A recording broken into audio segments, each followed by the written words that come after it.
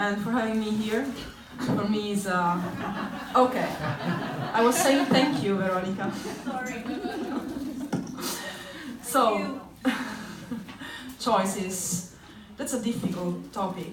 But when I announced to my colleagues at the office that I was expecting my third child, their reactions were very surprising. Some would just say, well, you already know it's going to be a boy or a girl, followed, what are you going to call it? But others would say, oh my God, you are my wife, 3 children, how can you manage all this? Being all this, a full-time job in a managerial position, a husband very busy in his own job as well and always traveling around, and other 2 children of 9 and 5 years. You know, I never thought I was doing something so special, but those words made something click in my mind.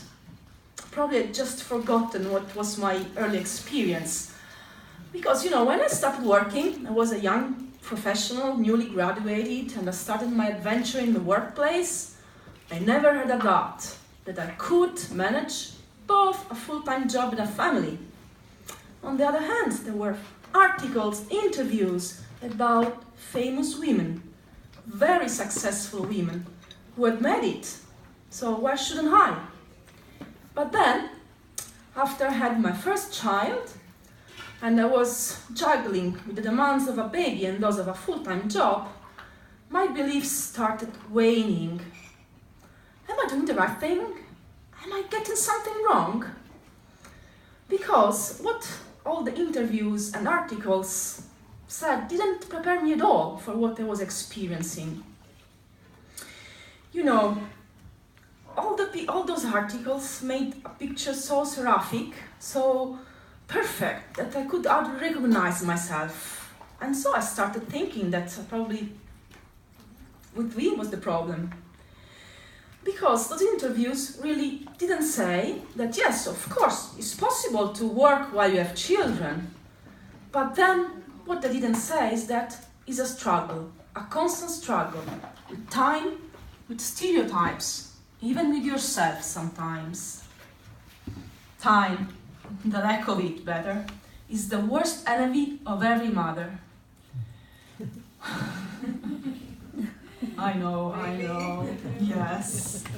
Unfortunately, yes. So, we juggle with daycare, after-school care, part-time help. If we are lucky, we might have grandparents or other relatives helping us with the children, but not always, so we are alone. And then, what do you do when they are sick or when they have those long vacation period? You know what I mean. And this is when the stereotype hit, because, well, children are expecting to take part to dozens of after-school activities, and we, as mothers, are supposed to be the one bringing them here and there. And we are supposed to be the master chef of the situation, serving 3-course meal every night of the week. And what about all the school parties, school events, birthday parties that we all know? Well, and you start feeling guilty. Women feel guilty for everything. Women feel guilty because they are working and they're not staying with their children, or they don't work and they think they're not doing something valuable for themselves. So, I was more or less in the same trap. I knew that I had to find a way out while I was navigating the very complex maze of working motherhood. But where to start? Well, I'm a project manager. I still am. So, I did the only thing that I knew. I started writing priority list. Something magic happens when you start putting things down on a list. You are more or less consciously making a choice. You don't know, but you are. And you choose what is important for you and what is not important for you. For example, I chose that I wanted to be the one cooking my children's meal every night. I'm Italian, you know, we have a thing for food.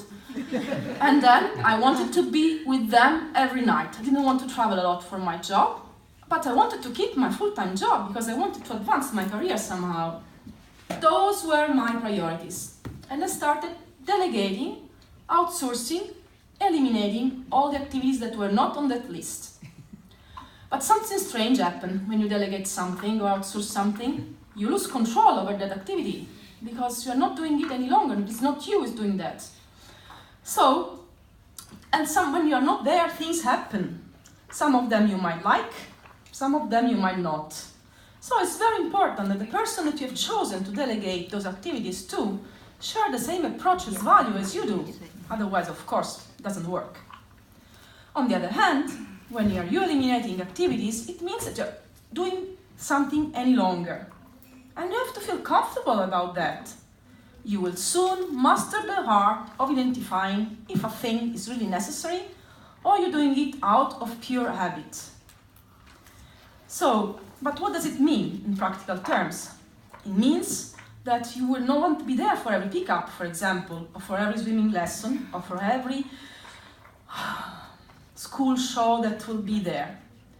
But it might also mean that you won't be there for every office meeting, because you might decide at a point to go home, that your day is finished. So you have to really know what is important for you, what is not. Of course, in the course of this activity, while I was, also growing as a mother, I started learning a lot about what was important for me, but more important, why it was important for me. I started, this brought me to a very different level of awareness about myself, about what I really stood for. And I started paying attention to my inner voice, to understand what gave me fulfillment and what made me happy. This doesn't mean that we can do just what we like. There are things that we have to do just out of pure duty. We have to.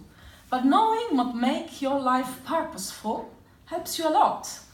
Because you can balance the downs of what you have to do sometimes with finding stimulus and contentment in what is really giving you value and energy. So, by setting the high priorities, I also escaped the guilt and stereotype trap. Because, at the point in time I made my decision, I laid down my list. I knew that that was the best decision for me, for my children, for my family, and for my job. And so, I was relaxed. That was the right thing to do. And social pressure really didn't affect me.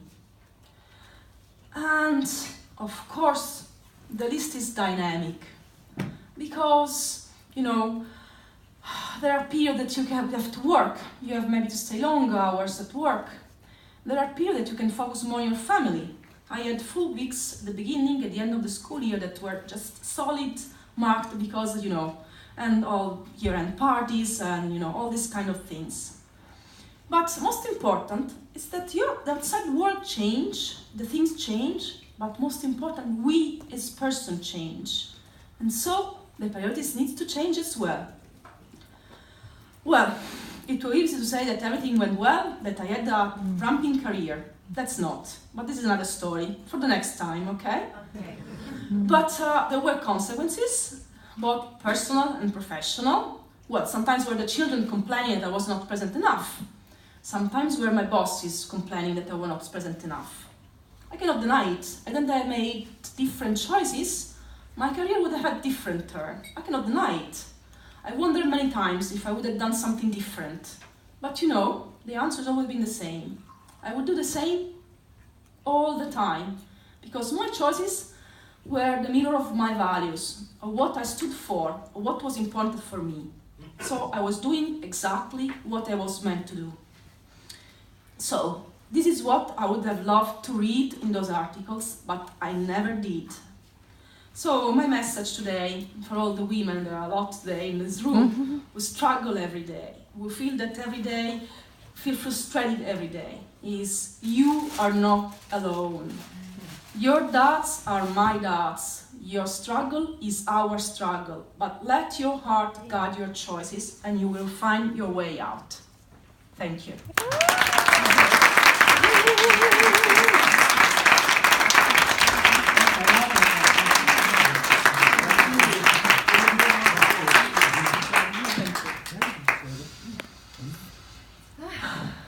Mm.